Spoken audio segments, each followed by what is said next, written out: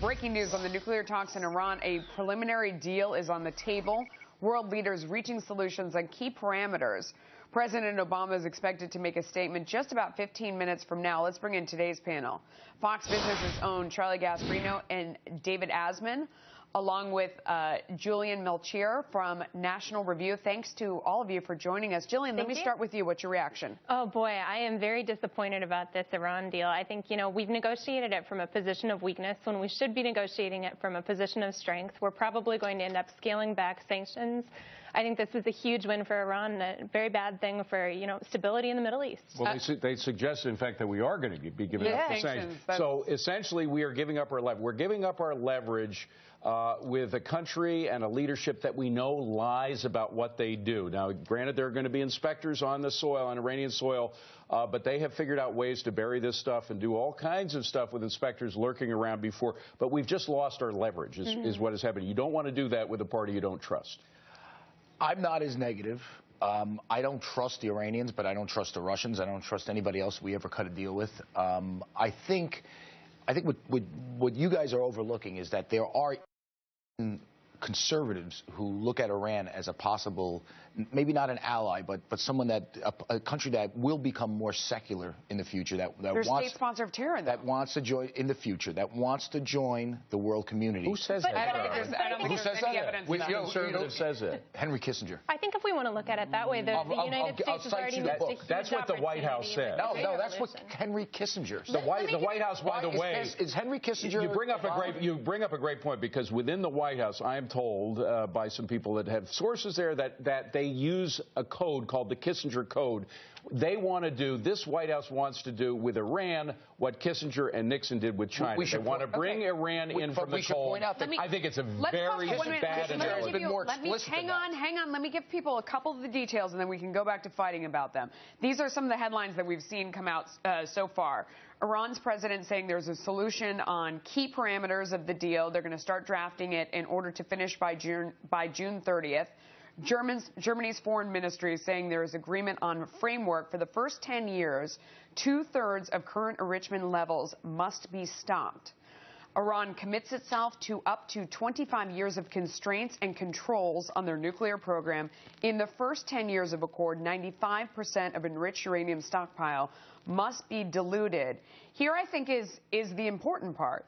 And this is coming out of Germany's foreign ministry. Iran nuclear program will be under unprecedented international monitoring. Okay, I want to know what that means. Let's be clear here, and I'm not saying I support this. I do have a problem with the Obama administration. I just don't trust them on foreign policy matters. They've been wrong a lot, and they say dumb things, and they, ISIS being the JV team. But I just want to point this out. When Nixon engaged in something called the Shanghai Communique back in, I think it was like 1970, where there was actually sort of beginnings of diplomatic relations between China and the U.S.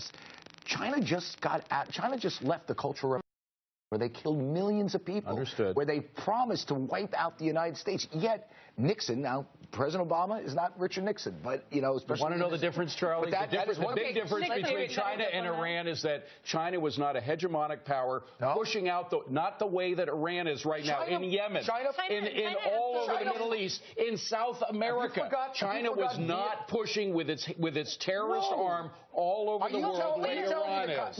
You're saying that there's a parallel between China and Iran on terrorism? Forget about terrorism. How could I forget about terrorism? Let me sitting in the China was fomenting revolution around the world in the 60s and the 70s. Here's the difference. So if we want to talk about Henry Kissinger, and if we want to talk about let Jillian speak, please. Go ahead. If we want to talk about the difference between negotiating with China and negotiating with Iran, that was collective security. That was Henry Kissinger's fundamental principle.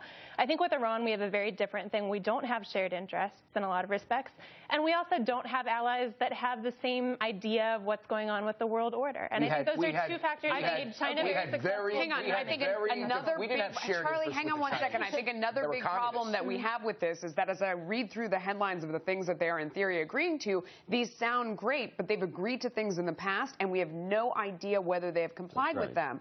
Because when you talk to the International Atomic Energy Agency, they're not allowed to go inside and make these inspections. So these things would be nice if they actually did it. We don't know if we're going to be able to verify. Certitude when we cut all those arms deals with the Russians over the years? I mean, we had deal after deal. I don't know how that's relevant to this. Charlie, we are bearing the lead here. You just said you don't trust everything the Obama administration does with foreign policy. Well, neither does Congress. And remember, Congress has the Republicans have control of both the House and the Senate. The Senate is now going to have to deal with this issue because some of these sanctions were by executive order and some of them were by the U.S. Senate. So the Senate will have to approve of those sanctions that the Senate passed in the past. That's when Harry Reid controlled the Senate. Now it's Mitch McConnell. Going to be a very different situation. I think that the other situation that we have here is we have a president who's looking for a legacy.